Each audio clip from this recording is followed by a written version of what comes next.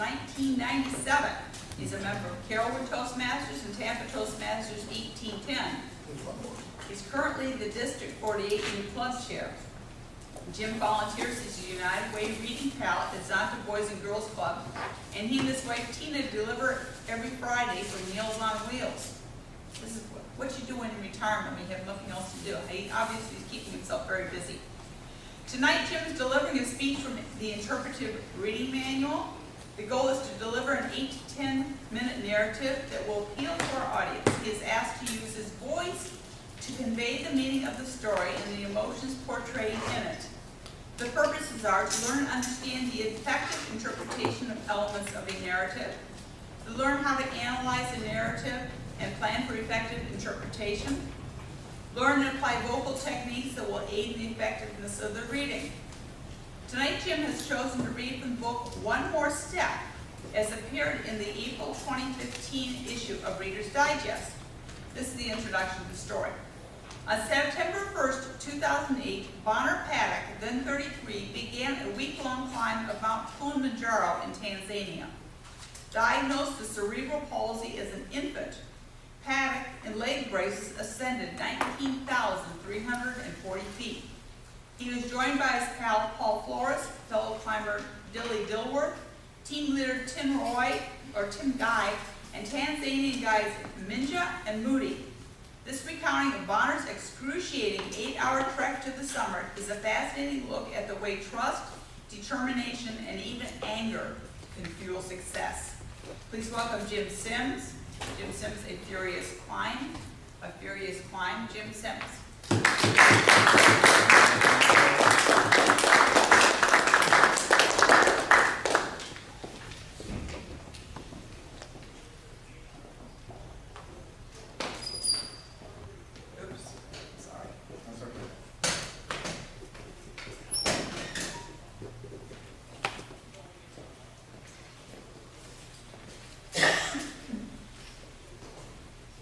Day 7, 11 p.m. I was up and dressed, wearing 4 layers, but still freezing.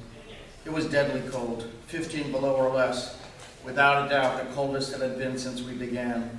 Sitting alone in my tent, I was already short of breath. My mouth was dry and my tongue felt twice its normal size. I drank some water, warming my hands on the mug, and then slowly, painfully, strapped on my braces and boots. The moment I slipped my feet into the boots, I knew I had made a mistake, a big mistake, by not putting them in my sleeping bag with the rest of my gear. They were frozen solid. My already stiff feet were now encased in what felt like concrete. Carefully, I stepped outside the tent and the rest of the group assembled. Finally, Moody led us forward, single file, into the darkness. 20 minutes into the climb, I was already a wreck, my balance off and my legs aching. I stared at Tim's boots and tried to follow his footsteps up the steep trail. But the path was uneven, and I felt that the wind might flick me off the mountain at any moment. Terrified, I began shivering uncontrollably. I shook my numb hands and beat them against my thighs, hoping to get the blood moving. The only warmth I felt was from the burning pain in my ankles and legs. It was clear to me that things did not improve. I'd never make it the 6 additional hours it would take to get to the summit. I may not do this, I mumbled quietly to myself. I thought about what that would mean for everybody who had supported me, my coworkers, my friends, and strangers who had donated to my cause. I thought of Jake Ryan, a 4-year-old with cerebral palsy, to whom I had dedicated my climb, and his family. They had faith in my ability to reach the top of Kilimanjaro. They believed in me, and I couldn't betray that belief. But by the end of the first hour, I was exhausted. The trail was now littered with large rocks, and I could no longer drag my feet along one after the other, which is what I had been doing. I needed to lift my legs now and then, slowed me down even more. Tim said that by 6 a.m. we should arrive at Stella Point, a ridge several hundred yards below the summit, but the night seemed to last forever. 4 hours, 5, I had no idea how long we had been at it, but the sky appeared to have no intention of ever growing light. The rest breaks could not come quickly enough. It's time, I would ask Minja. Is it time, I would ask Minja. He would either shake his head or say, close, it's close. Somewhere the 100th switchback, the 1000th, the pain in my legs blew past anything I had ever known.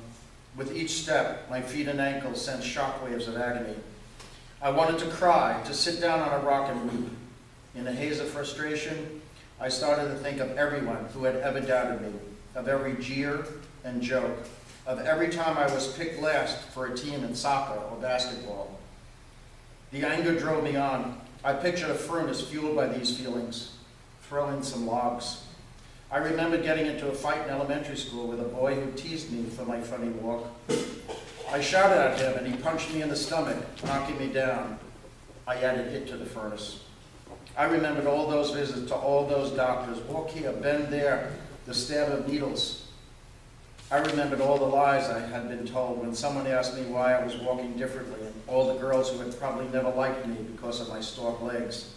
I remembered those damn casts up to my hips. The furnace started to roar. With each step, I heaped another log onto the flame, the scrapes, bruises, broken bones, clumsy falls. The trail got even steeper. Digging my poles in, I pushed myself up another step, then another. We finally took a break and I collapsed onto a boulder.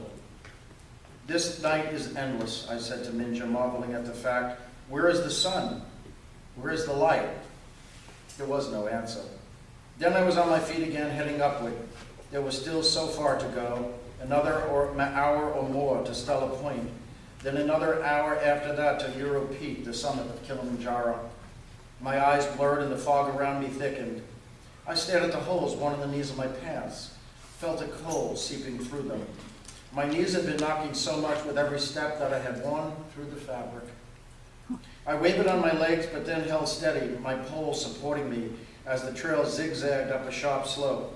I started to feed the furnace inside of me again, harnessing anger. I'd never encountered before. Sitting on the couch, my parents telling me that Dad was moving out, but only for a while, when in fact, he'd never return. Time and again, my brother Mike setting a date for us to hang out, then never showing. There I would sit stewing, not knowing why he had not come, blaming myself. Then there was my mother, keeping me in the dark about what was wrong with me.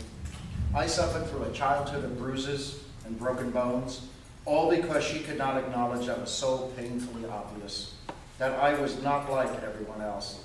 I had cerebral palsy. The furnace roared again. Head down, one sluggish foot at a time, I advanced toward Stella Point. No matter how many steps I took, no matter how long I climbed, it felt as though I was getting no closer.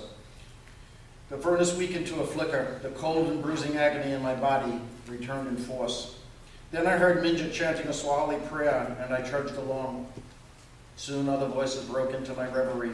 Come on, Barna, come on, you got this, Barna. I looked up toward the ridge wall. Paul came down to cheer me on. You're almost there.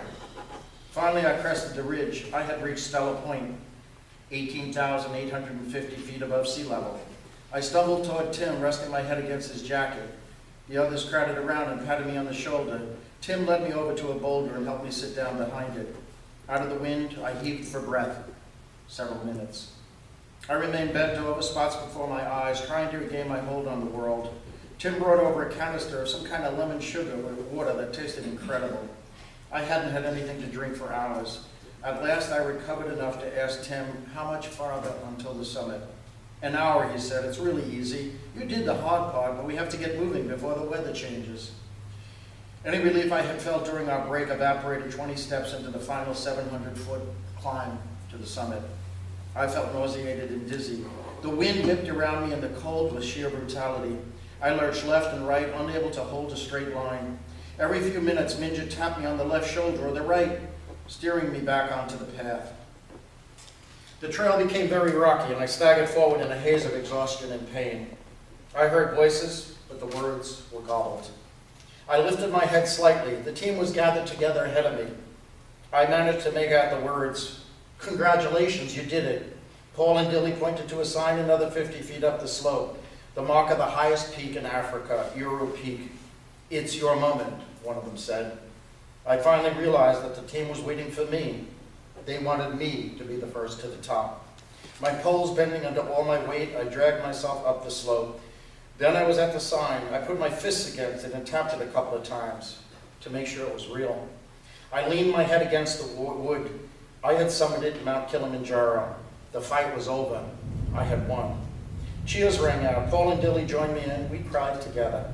Then took in the amazing view of Mount Miro in the distance, ringed by clouds, a long stretch of forest-like glaciers, the giant volcano crater, and a clear vista for miles and miles of the flatlands surrounding Kilimanjaro. We were so high up that I could see the curvature of the earth. I took one last look at the view from the summit, rattled by the strange thought that I had only just started something by climbing so high.